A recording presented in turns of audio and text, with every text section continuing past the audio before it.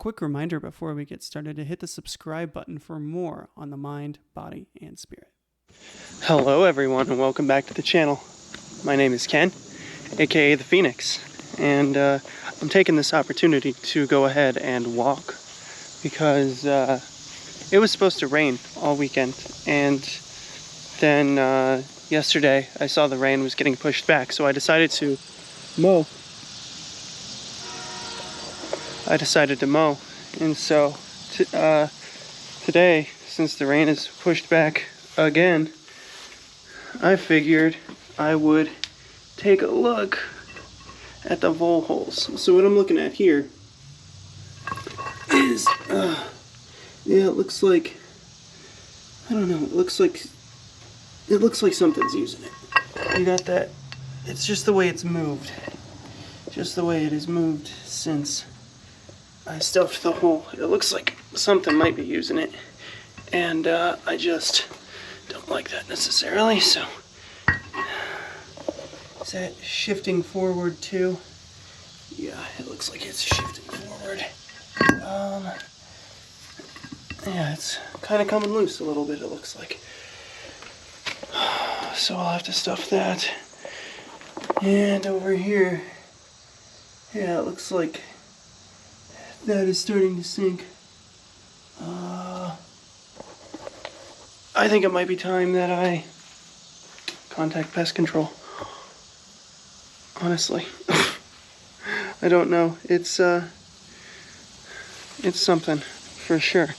I've been holding off on setting up those traps because, again, we've got both voles and groundhogs, so I'm not sure what God, I got this hair in my mouth and it's terrible. I'm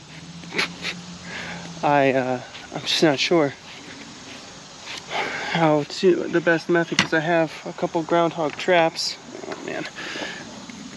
Let's get that up. That should. Alright. Well, that worked. So, here we are. Out here in the beautiful landscape. And I'm going to check on that other hole that is right over here. Here it is. Found it. So we got this hole right here that it goes deep. It feels like it goes deep in there. Yeah. So I stuck this stick down there the other day just to see how far down it goes. And it goes down quite a little bit. I feel like I've reached the end right there, so I don't know if this is just a just your standard little burrow of some sort, or if it is watch a giant spider come out and attack me. That would suck. That'd be so terrifying. I need to weed whack this. Holy guacamole. You can only get so close with the mower. I have a 0 turn, so you can only get so close with that mower before you know, you have to pull away. So, ooh, here we go. Got some pretty flowers. I have no idea what these are. Rose is the plant expert here. I just kind of exist. I'm the muscle. She's the brains. That's how it works, as God intended. Got one more hole I want to check on real quick. So we're gonna walk on over, take a look, and then I want to check on one more thing because I did record some footage last week. Oh man, it's still the same. That is still the same. I don't know how well you can see it, but there's something clearly living in there, but it doesn't look like it's gotten deeper. Yeah, part of me just wanted to wait it out until the winter hit, and then wait until they left for their own, winter burrows, because there are 2 different burrows that groundhogs use. And then once they were gone, I was going to just gonna go fill those holes and put in repellent.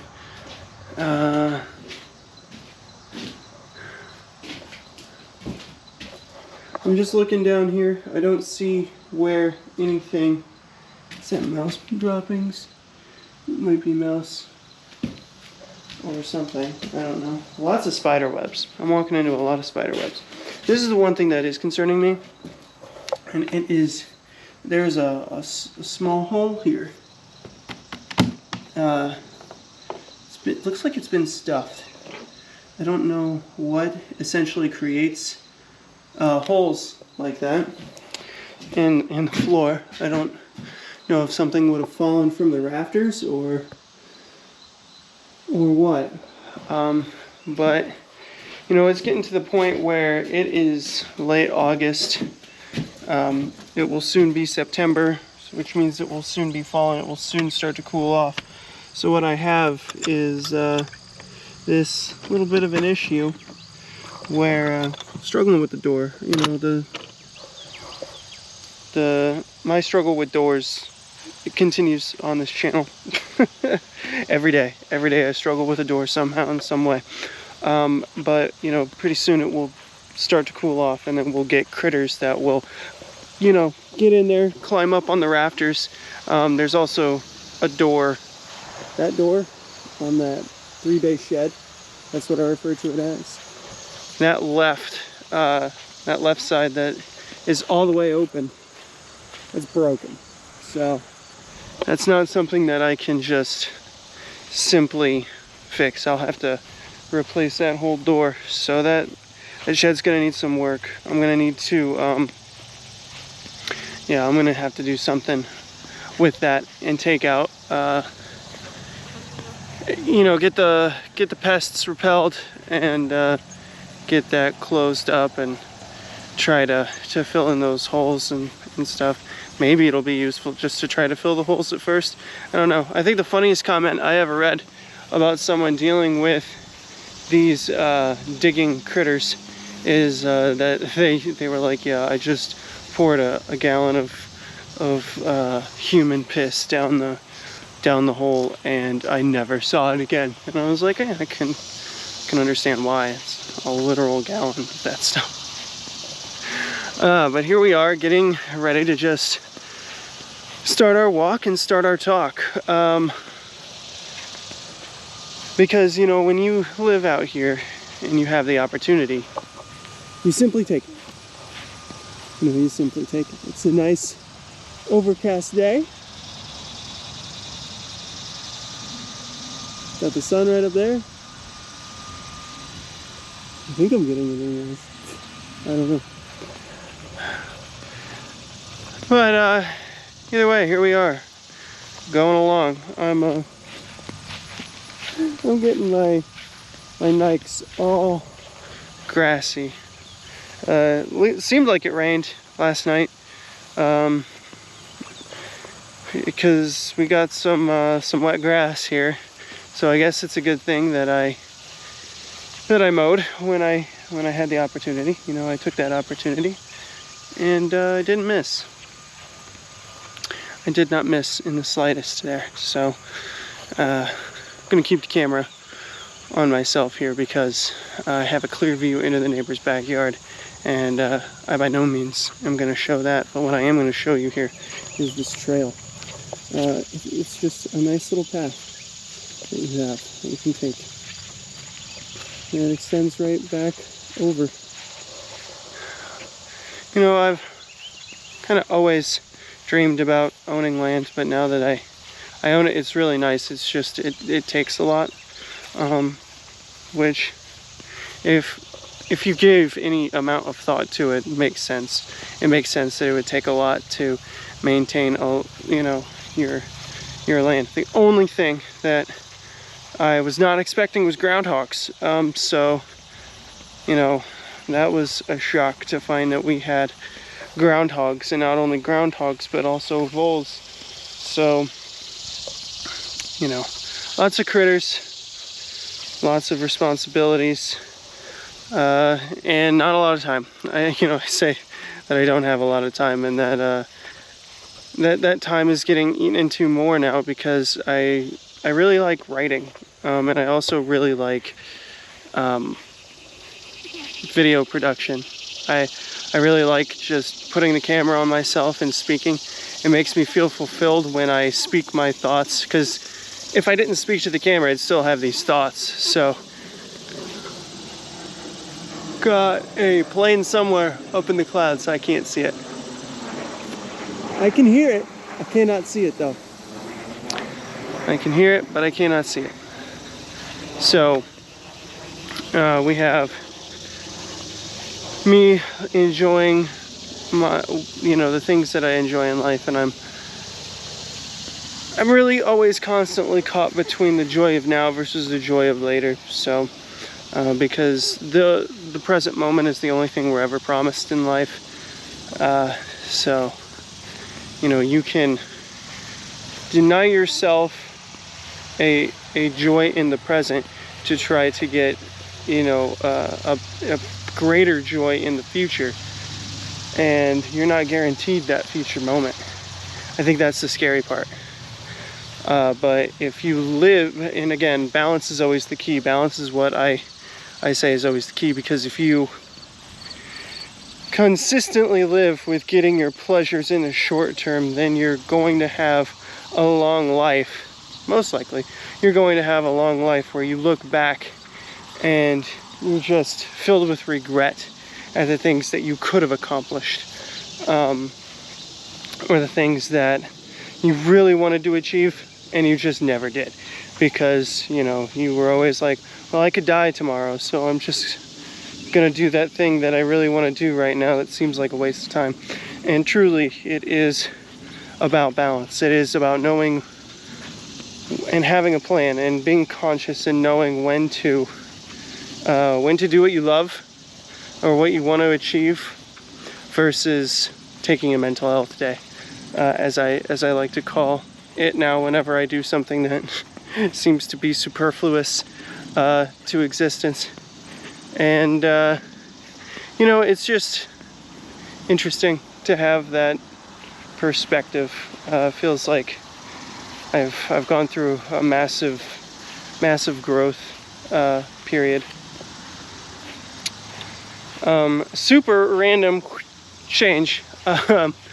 Just that's pretty much all I got on the land, and living my day-to-day life, and explaining why my time is short, and I can't do all these things that need to be done. They do need to be done, but there's also time, right? So we say, so we think. Time can also be considered an illusion. So I've been doing creative writing here and there, when it makes sense. But I have two great passions, writing and video production. And when I do either one, I feel greatly fulfilled, because I feel creatively fulfilled anyways, and just like I've accomplished something and I've put something out there. As I said, if I didn't turn the camera on and speak, I'd still have these thoughts, and then sometimes I hear these thoughts, these words conjure in my mind, and I'm like, man, that would be great as a blog or a YouTube video, because I see people, make livings doing this, just literally turning the camera on and speaking their minds. And I don't know if it's because it rings authentically true to people or not, but it's really interesting just to think about all that. And there's an audience for anything out there, truly. If you're into it, someone else is into it. So I don't know, that's just one way of thinking about it, and getting down to it. So one of the ideas I had for this channel would be like the homesteading aspect, and once we actually get the bases set and are ready to do it, then of course I'm gonna be focusing on that a lot. Another thing, I'm huge into the paranormal, so anything strange that goes on, I will definitely talk about. Which brings me to the cows. And I mentioned in a previous video that they had been screaming. It was like every single night they spent half the night just shrieking and terror. And I went ahead and bought an IR light because I have a fancy camera that has the capability of night vision. It's just for some reason it didn't have an infrared light built into it. So I bought one off Amazon, about $30, that I can use now. So I just need to test that, set that up, and then whenever I hear the cows going crazy again, I can just grab that, go downstairs, and go outside and start recording. I don't know if I'll go all the way out there because, you know, that's a really fancy camera that can zoom quite a bit. So yeah, I might be able to just do it from the bedroom, you know, just zoom in. I don't know how the screens will affect the light or the quality of the image, so that's another thing to take into consideration when doing that. So, you know, it's all a work in progress. It's all just a work in progress. So I want to go back to that night. Speaking of the paranormal, speaking about the cows, I want to go back to that night.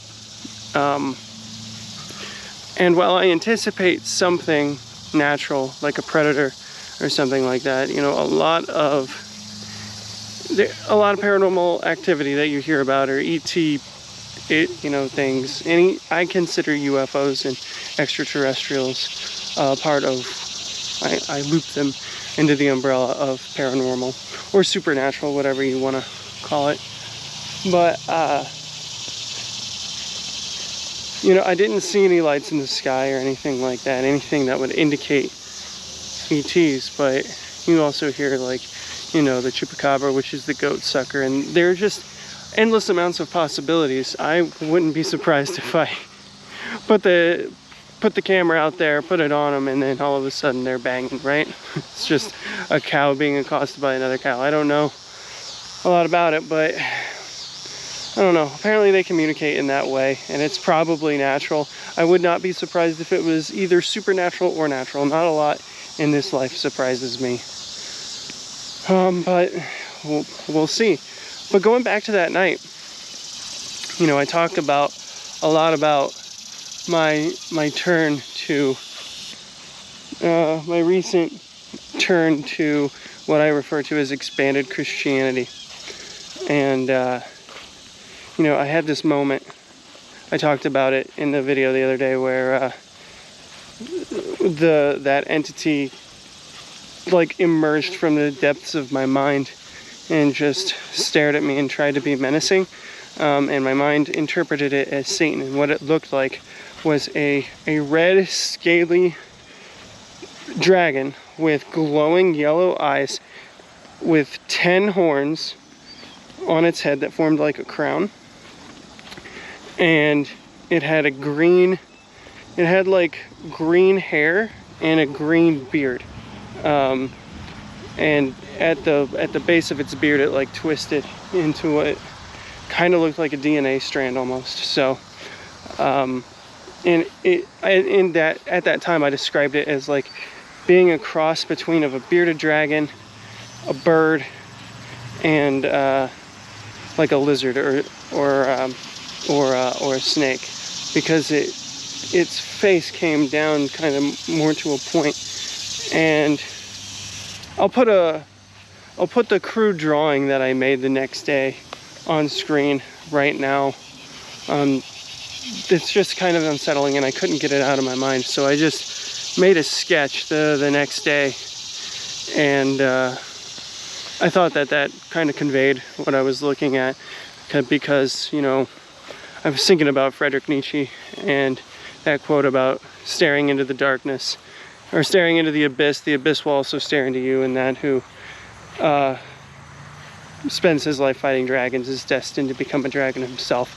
Basically, if you don't have balance and you give yourself completely over to a battle with darkness, you will be consumed by that darkness. So, you know, balance is key, and I'm not going to give over dominion of my mind and my body or spirit to that negative force, right?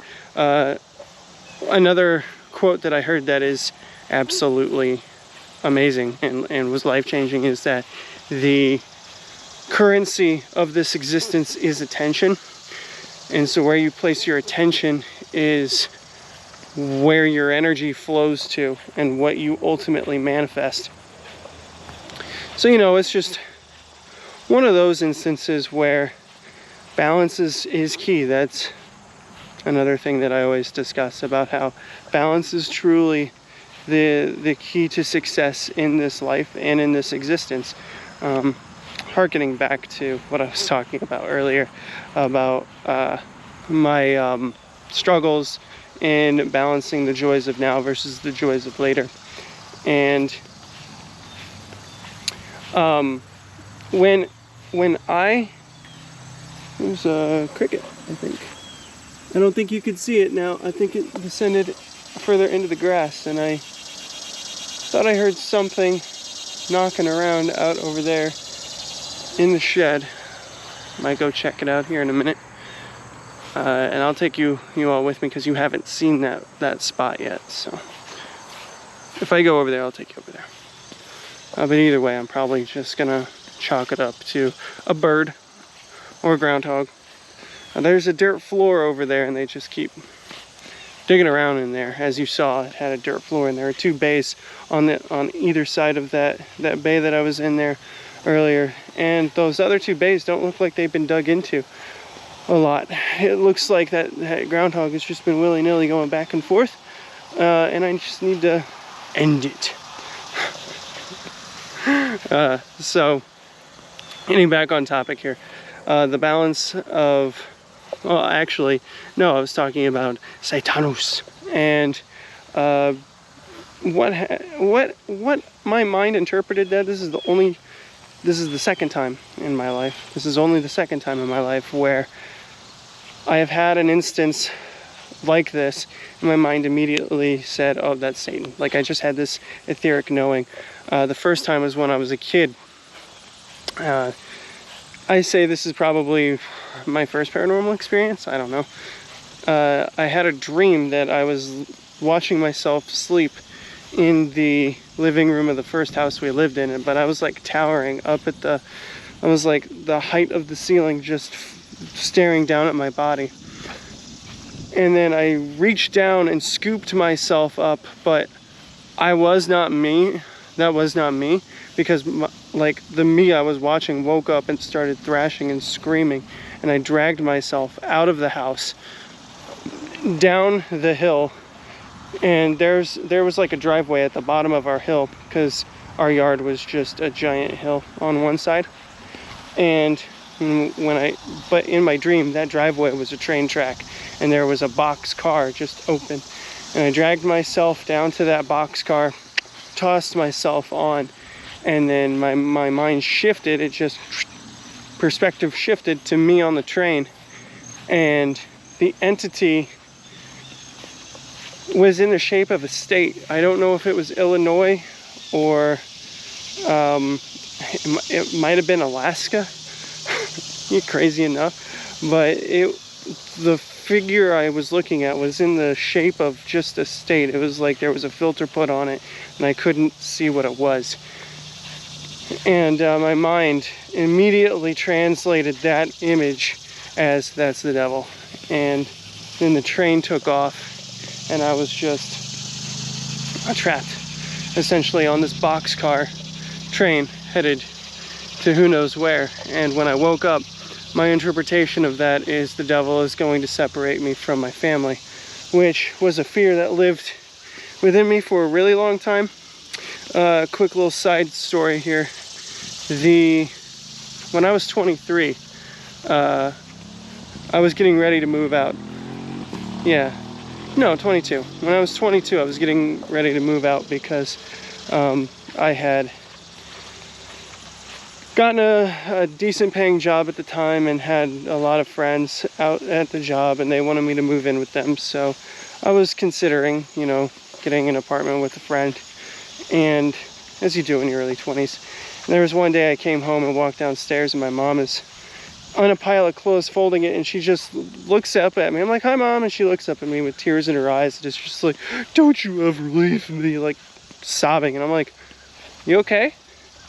And she's just like, "Sometimes I just feel like you're all I have," and her voice was breaking and stuff, and I'm just like, "Okay, I won't." And it was like, I had that dream when I was young, and it made me always second guess a little bit when I was going to leave, and then, or when I was planning on moving out. And then, you know, my mom had that breakdown when I was planning on moving out. So there's just an interesting through line there, an interesting correlation.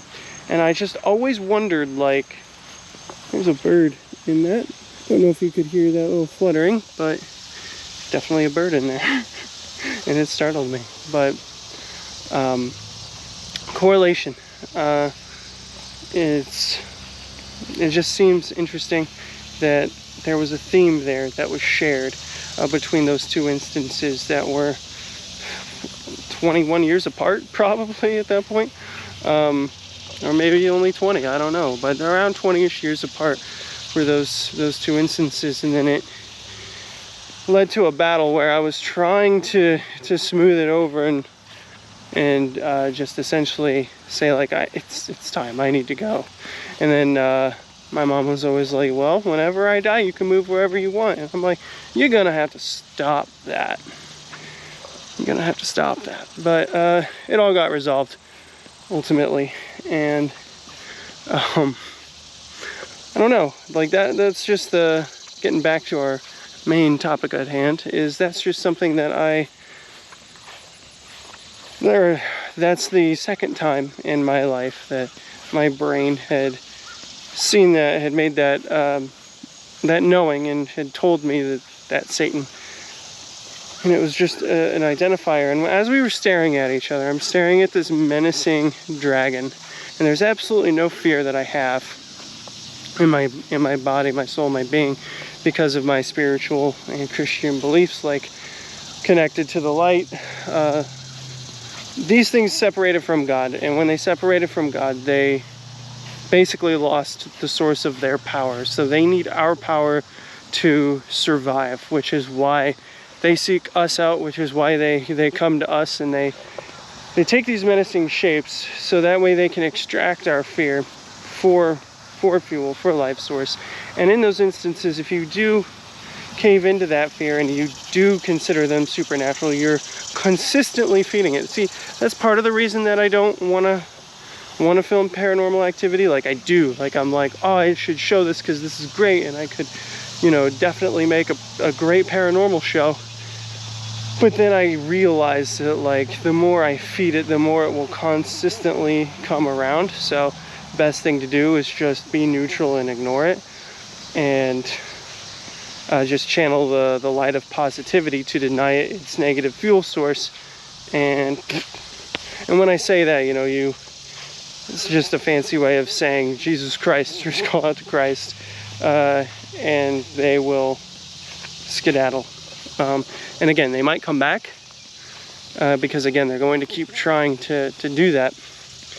But so long as you just defend yourself and your spiritual body, and you can just bathe in that light of love, then they're gonna have no hope of possessing you or getting what they want, and they're just going to move on. So I've said that multiple times, but a lot of my videos, you know, I'm for as long as I say I've been on YouTube, I've had a problem with consistency, so I don't have a massive following, and that's fine. I literally just love doing this, which is why I'm doing it.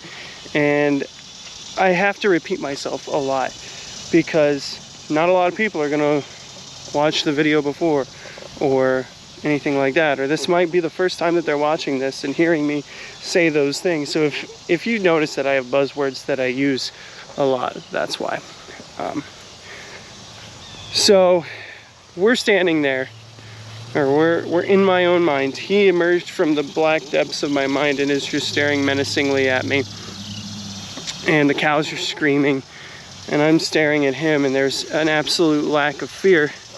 And it wasn't him revealing himself to me to try to scare me. It was him revealing himself to me as if to condescend and just say, you know, he knows that I've made that stance now, and that I'm firmly bathed in the light, and there is no way that he can ever affect me, take my soul, anything like that. And he just stared at me, and his mouth was just slightly agape, as you saw in that picture that I had shared.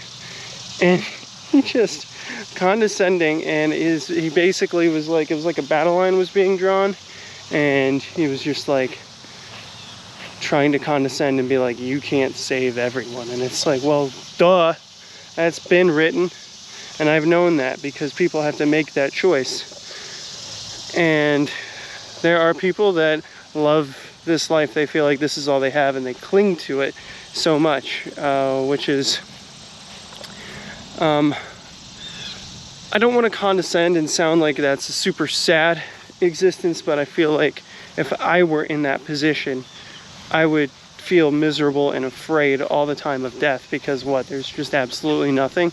There's no point to life. My existence was a random luck chance, and there's no point to this at all. I'm just gonna live and do whatever I want, fuck around and find out for 50, 60, 70 years, and then just pass on, and everything just goes out, and there was absolutely no point to that. No. As I said before, there's lots of NDEs that prove that that life is eternal, and that's half the battle, is knowing that life is eternal. And once you know life is eternal, you can make the decisions you need to steer your life towards that afterlife that you want. You can really create a great existence for yourself, but you just have to make that choice. You have to make that choice. And I say all that to say, like, yes, I looked at him and I was just like, I know that, but I have to try. And it was that instance that really spurred me to pick up the camera and start recording, because I'm not gonna lie, after listening to a lot of different sources, getting brushed up on the Bible, and just really looking into the spiritual community as well, and looking at the state of the world, it feels like we're in the end times. In the end times, when we say that, it's just the end of the church age, which is basically the end of peace as we currently know it. While this world is very chaotic, there is an element of peace that is still here through Christ. And when the Antichrist comes on scene, and God is, the world, we've ravaged the world to the point, and the massive falling away has happened. So I don't know if you necessarily want to say that.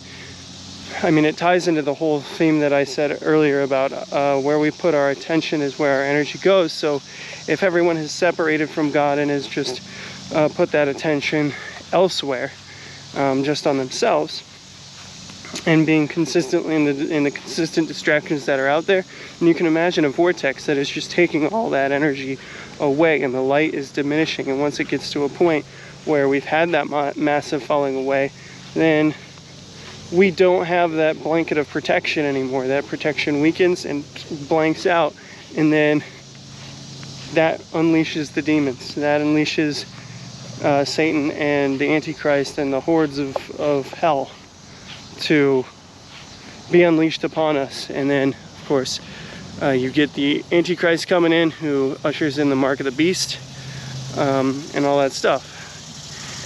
Another point I touched on in my other video the other day is that duality of the new earth shift that they talk about in the spiritual community, as well as the rapture, the biblical rapture. And I feel like Spirit has shown me that they are one and the same. And like, I can't imagine in my earthly brain how that's going to manifest. I can only go off of how it's described and what people have said that have gone under hypnosis have said as well. And there's a sorting going on, and we're all shifting to our desired timelines, and you make that choice.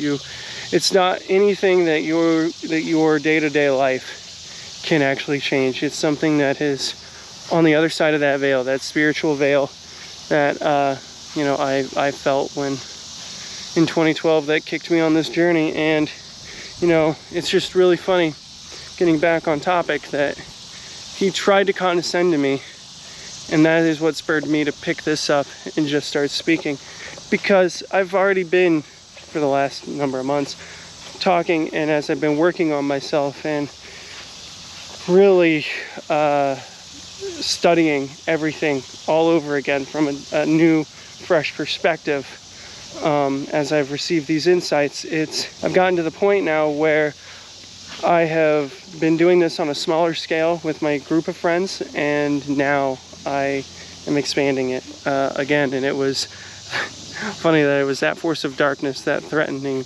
moment, that it was like, okay, you're out of reach, but I can make it so that the world is out of reach for you. And I think my unique perspective is needed. The reason I say that is because fire and brimstone isn't going to work for a lot of people. We've already seen that shift away from that, and a shift towards infinite love. People are waking up to the fact that a God that is all loving cannot harbor as much wrath as that.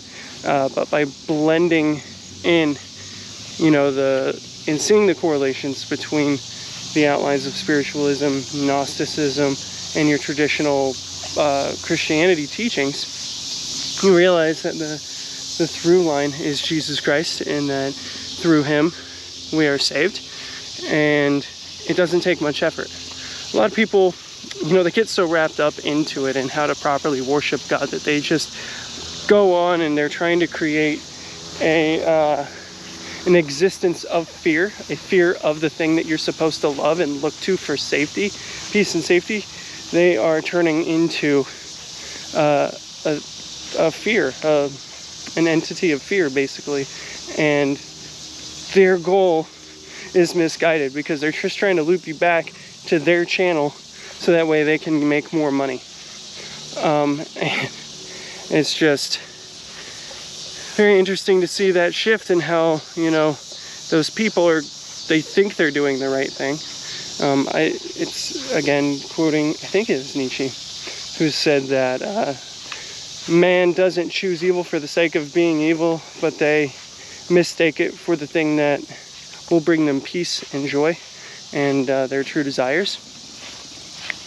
And, I really feel that deep down in my soul, and I know that I say it all the time, human's gonna human.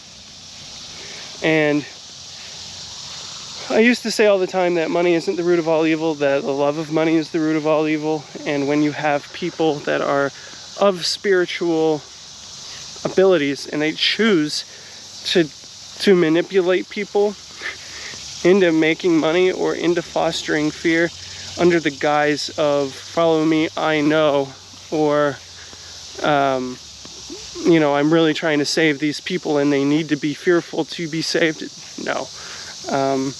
You, again, look just under the surface level, do your own research, make your own conclusions. That is how you have a personal relationship with God. And the Bible also states that the kingdom of heaven is found within. So go against the grain. That's what Jesus did. I talked about that in my other video, where he was just a pain in Rome's side, and he was just a spiritual rebel badass at the time, and they hated him for it.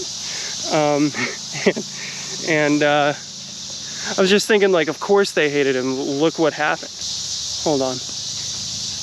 I see someone going back and forth in front of my house, and I have to take a look at what's happening here. Just seeing what's going on. He's across the road. Just a dude mowing on the other side of the road. And that's what you have to do when you're a homeowner, you have to check.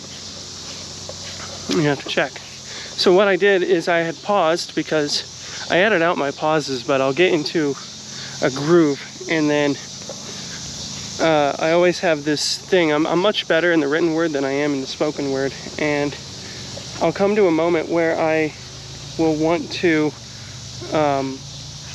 change the sentence to make it sound better. And when I do that, my brain is trying to focus on two things at once because I'm really in a roll, and then it just throws a wrench into everything, and then I have to pause and recalibrate my thoughts and then cut out that space. But where I was at is I was talking about how Jesus Christ is the way to redemption and escaping this reality and making sure that you're covered and just good. He's got your back.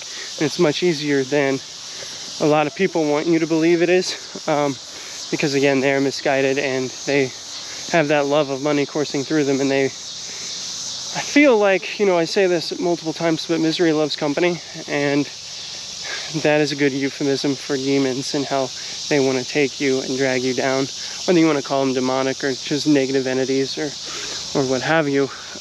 It's the same thing. It's absolutely the same thing. Yeah, it's very easy, and it's just a shame that what happened before, and I said that multiple times.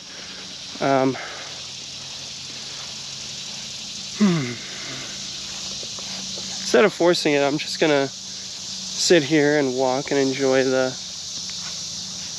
nature. Getting back to nature is what I've wanted for the longest time, and that is where I'm at now. Although I have been walking in the sun for quite a little bit, for about 43 minutes now, and it's probably cooking me a little bit. You, darn you. Speaking of, I saw a video the other day that was talking about how the sun is different now. It's appearing as white in the sky instead of how we all remember the sun as being the more traditional yellow or orange sun that we grew up with. A lot of people are like, this is different than I remember, and it's much more damaging what is going on. And science is going to say, it's global warming or damage to the atmosphere, and the rays are coming through and all that. I don't know. What I do know is the Bible did, on the spiritual aspect, the Bible also said that there will be signs in the heavens on those end days.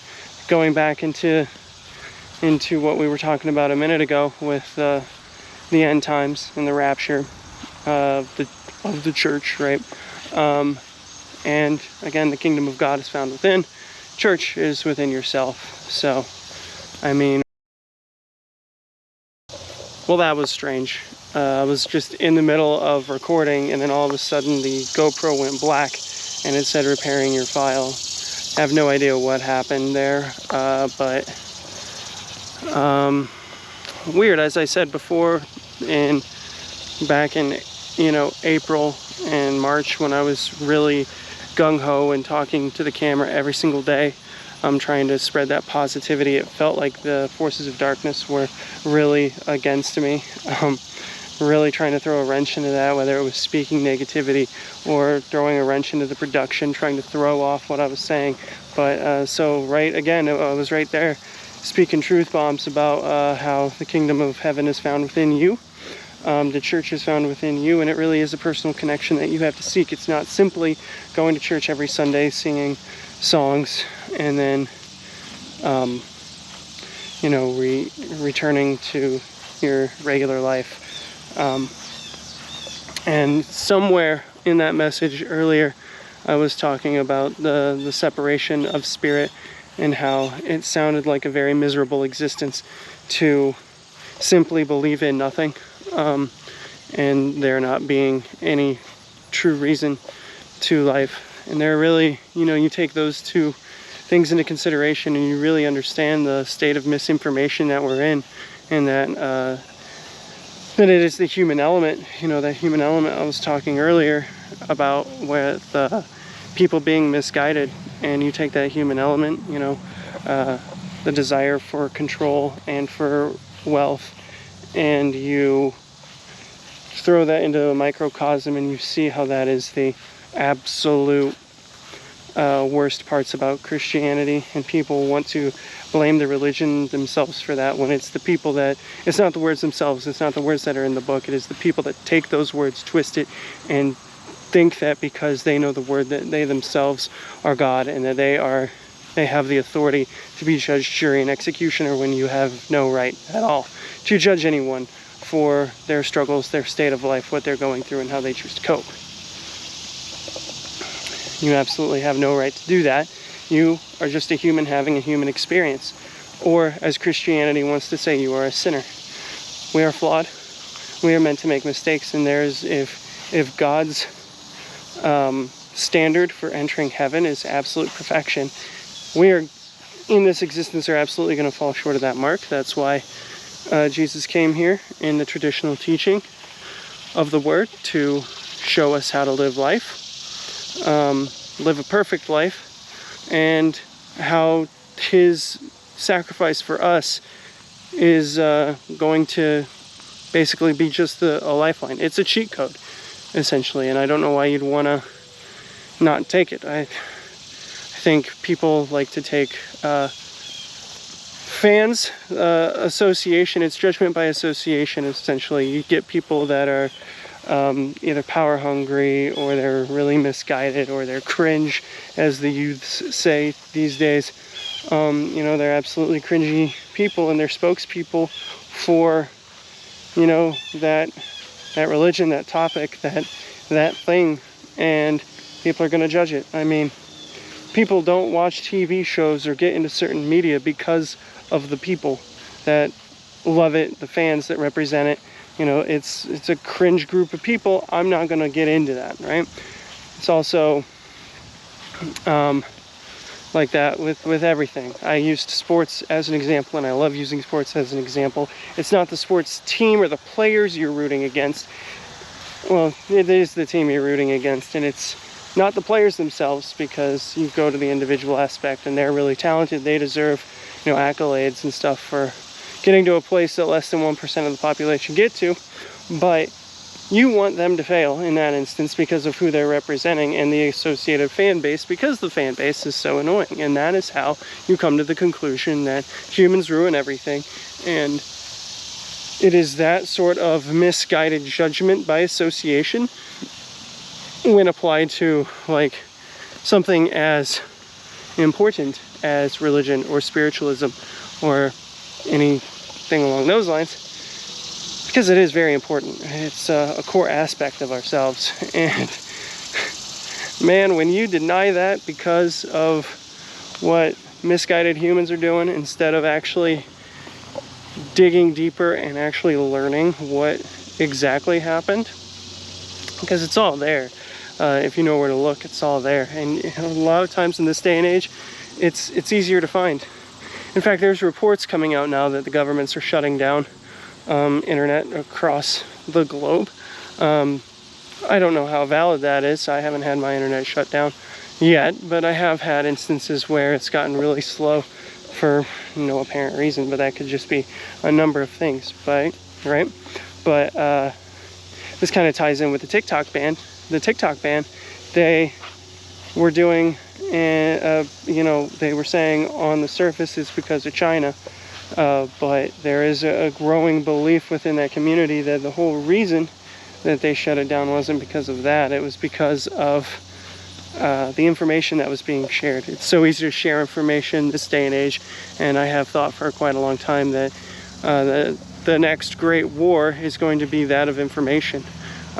They collected a whole database, and when you look at it, it's strange to look at it through the course of the last 24 years. At the turn of the millennium, the internet was growing in popularity, but it was still like a niche thing. It wasn't mainstream. It wasn't required for living your life. It's not where you went for all of your entertainment.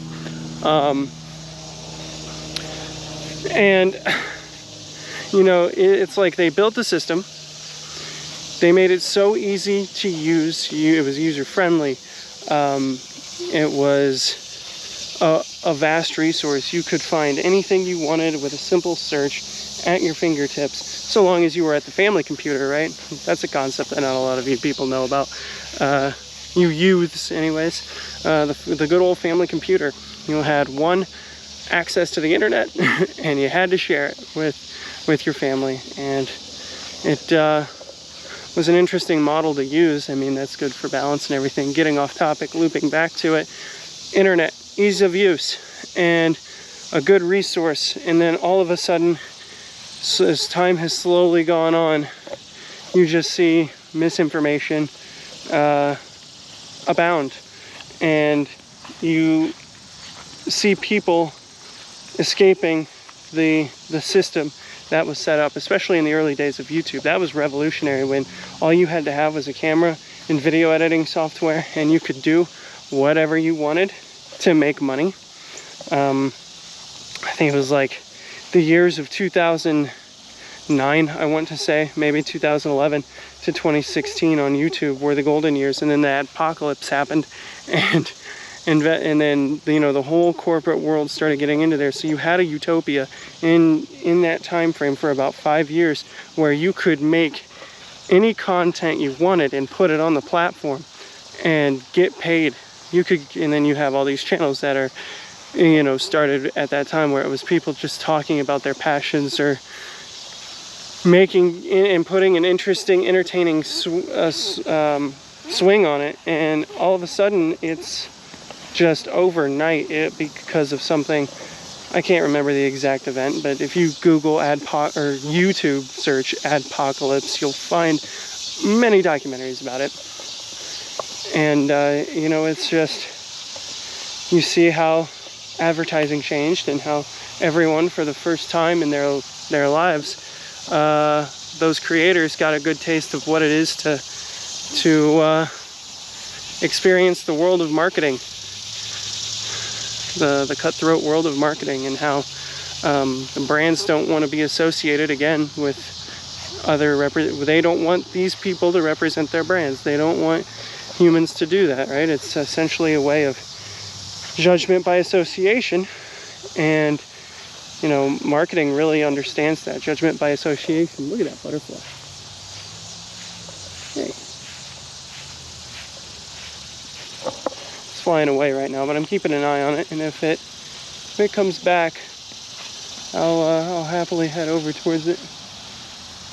Oh, it disappeared behind a tree. Oh, nope, it's flying away now. Flying all the way up. And that thing was so close to me too. I saw its shadow first, and then saw it. I love it out here. I love it out here, and that's a good sign, I want to say, for this walk and what I was talking about. I was really onto something, and hey, bam, butterfly. Thank you, universe. Truly appreciate it. But getting back to the main point there, you know, war of information. They got us relied and got us so used to accessing that regularly before pulling the rug out from under us, and forcing us to give over our data over and over and over, to the point now where our cars now collect all our data from our phones, and they have devices on the road that will wirelessly and remotely, you know, scan your data and transmit it, so they know your history of the calls you've made, who you've texted, anything like that. That information is out there, and there is no such thing in this day and age as privacy. And I associate the green movement to this whole cookies thing, where, you know, you go to the website and it says, oh, we respect your privacy. No, you don't. No, you don't. You never have. You never have. In fact, it's to the point now where you have people brainwashed to just willingly give it over with under the guise of, well, I have nothing to hide, so that's all right. It's not their right to get your information constantly, and just overstep and overstep and overstep and overstep, and you just feel it. This is the precursor to the beast system.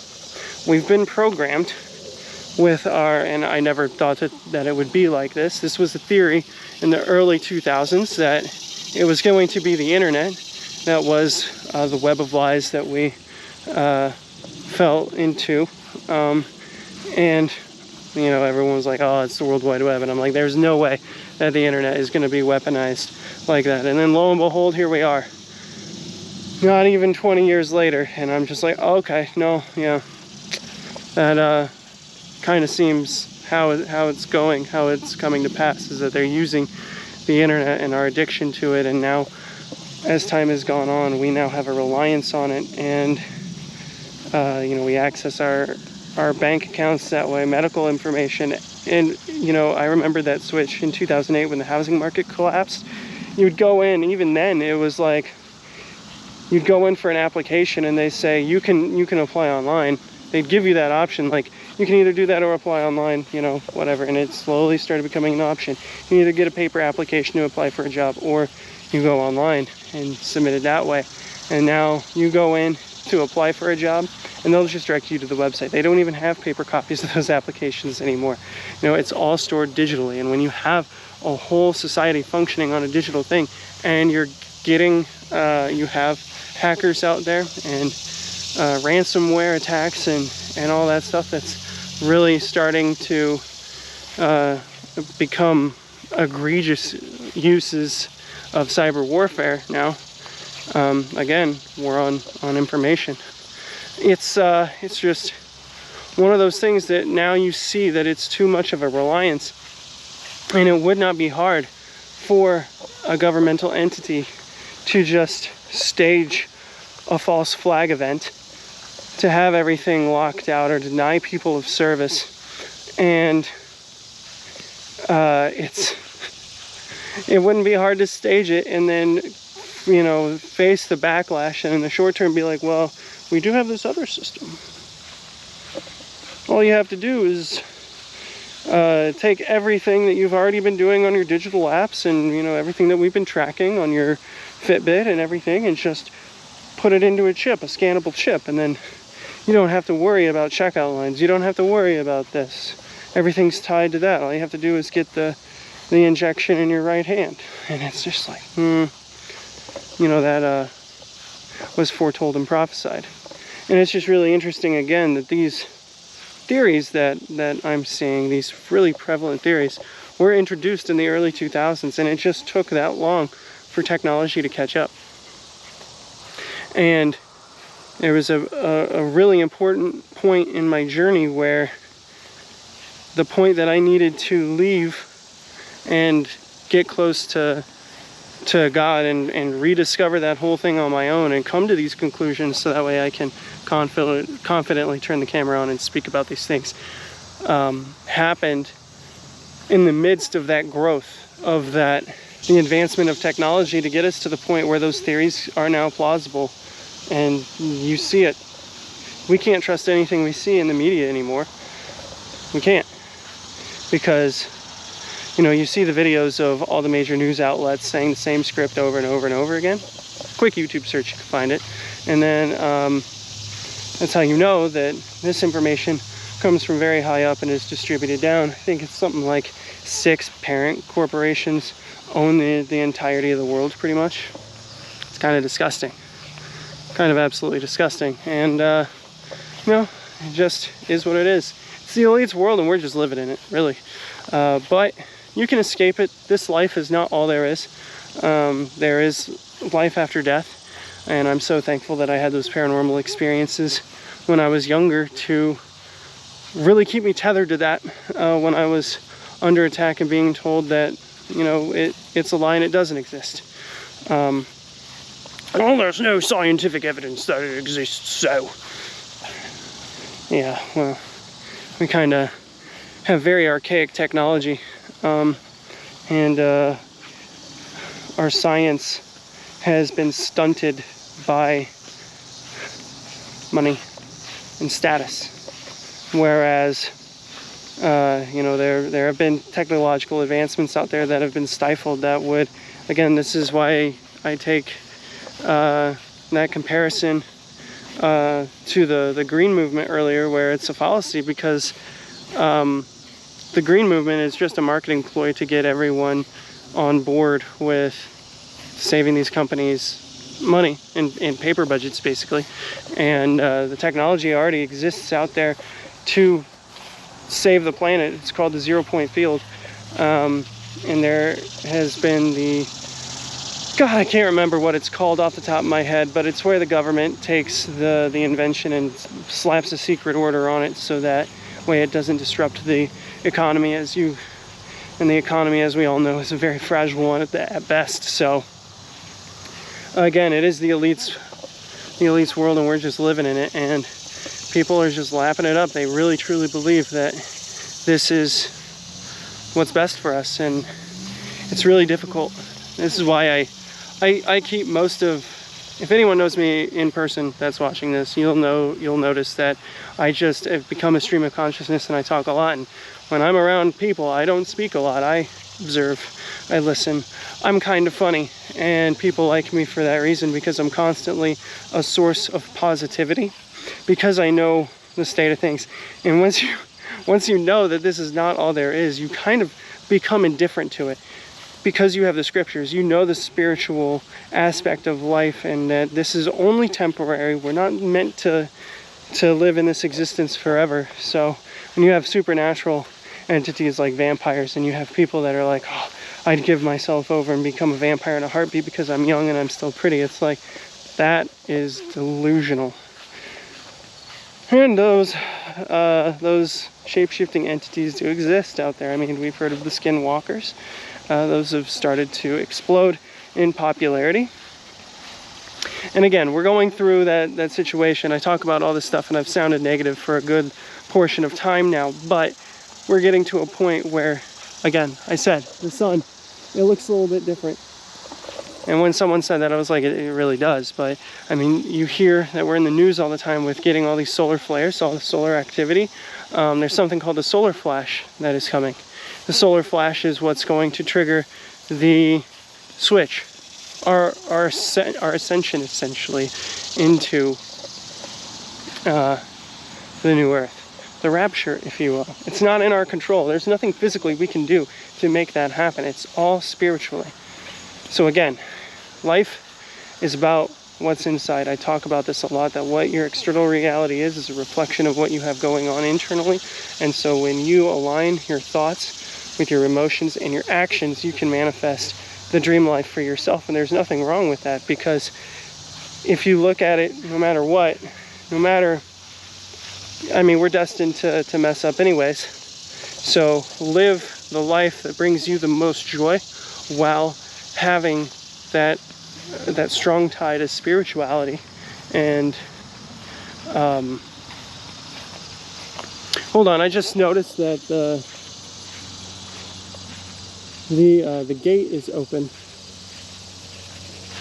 a lot more than it was a minute ago, and I don't know if that is just something from the wind, but so I'm gonna go over there and I'm gonna check it out. And it really looks like something just walked over and grabbed it and pulled it open, because I know that there was a nice breeze, but there should be no way that this was moved. Well, I did pull that up, I guess. I don't remember pulling that up, but I have video evidence of doing it, and I guess I did. I don't know. I'm crazy sometimes, guys. See, literally, the human existence is plagued by horrible short-term memory, and that's why we are destined to repeat history on a constant basis. We wrote everything down, and then we don't go back and look at it, or we just tuck it away somewhere where we never look, and then, or we alter the truth to fit a certain narrative, and then as time goes on, you completely forget what happened. And you look at that on the short term and then apply that to a biblical sense, and you can understand how very easily that word was manipulated and twisted, and how we wound ourselves in the situation that we're at now, where everyone believes that Christians are hyper judgmental, when that's just a human element. Everyone is judgmental. Everyone has their own set of biases that they operate on. Even myself included. I am no different. And again, I am imperfect. We're all imperfect. That's what I was talking about before I got completely distracted. We are imperfect, and we're destined to mess up anyway. So if you have that tie to spirituality, and you know that, you just try in your day-to-day life to focus and to do your work that you came here to do, and to help manifest the best timeline, and to help people out. We're here to help each other, and we're here to learn lessons and grow. Unfortunately, this physical life is really hard. It's really hard.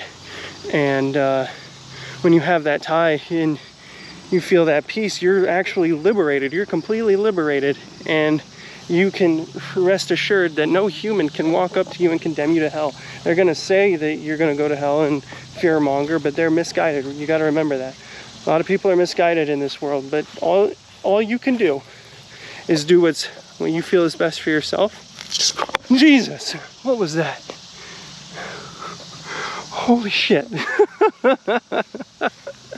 Oh, I'm covered in goosebumps right now. That scared the absolute crap out of me. I don't know what that was. I guess it was a bird, but it was right next to my ear, really loud. Like, whew. That spiritual warfare is insane right now. It is telling me, shut up, Ken. Shut up, Ken. No. This has been a great walk, and I'm probably burning in the new sun.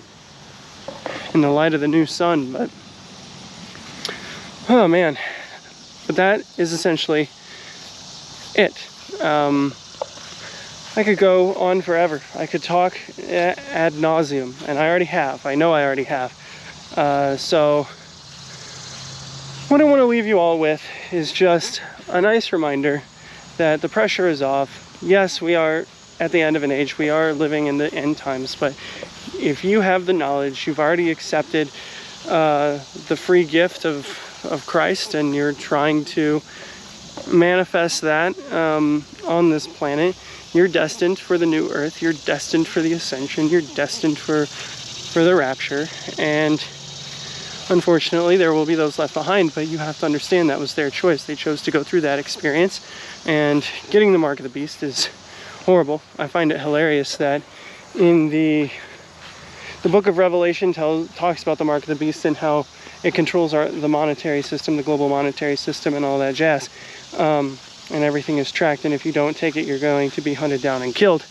And then on the spiritual side of things, they tell you do not merge with technology, because we're trying to move to a lighter existence, right? Our physical bodies are dense and heavy because of what they're made of, and to ascend to a higher spiritually, you need to become lighter. And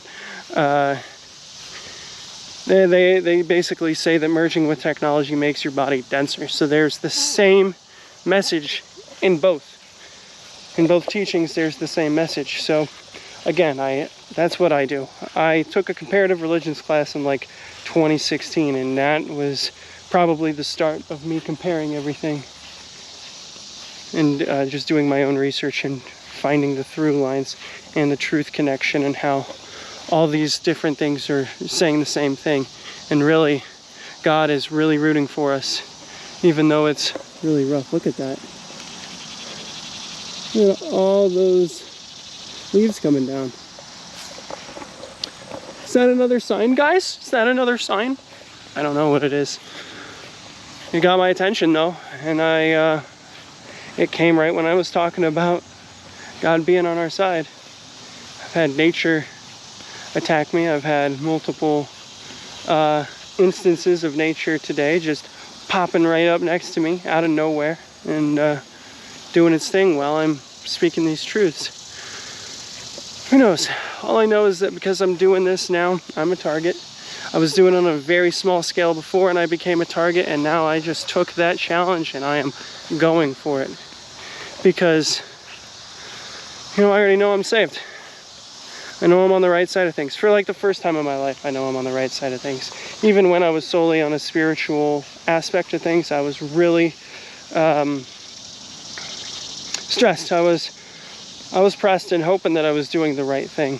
And now that I've married the two, now I know that there is no such thing as doing the holy right thing. That's why we are here in this existence. We are going to mess up, and it is through acknowledgement of the higher power and trying to unify ourselves to that, trying to tether ourselves to that message, trying to facilitate that healing in this space that we are going to ascend. And there's nothing that we can do on a physical level to make that happen, but everything is done on the spiritual side and internally. Again, kingdom of heaven is found within. Never forget that. And don't let anyone take that away from you, because only you can relinquish that control. Just like I was talking about with negative entities or demons, you just deny them any emotional response, and They will go away. And that's how you also deal with internet trolls. You just ignore them. And they either will sit there and continuously spam you, and that's just a miserable existence I cannot comprehend, or they will go away. 99.99% of the time, they will go away. It's only in like very, very few instances that I can imagine a troll would go to those lengths. But just remember, guys, that it's just one choice away. And once you make one good decision, it becomes easier to make good decisions, and then you will continuously make good decision after good decision after good decision, and then you look up, and next thing you know, your short-term decisions have led to a long-term happiness, and you're suddenly free. And just know to be conscious and make magic, because being conscious in the present moment is what is the most important. We can't control everything that happens to us. We can control how we react to the situation, though.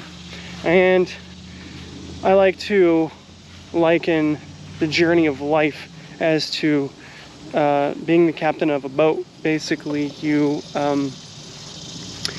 can't control the exact ride. You can't control the conditions around you and what's happening, but you can choose where you want to go and set course, deal with things as they come, and try to persevere. And one day, after you have gotten yourself anchored in the present moment, you've accepted your circumstances.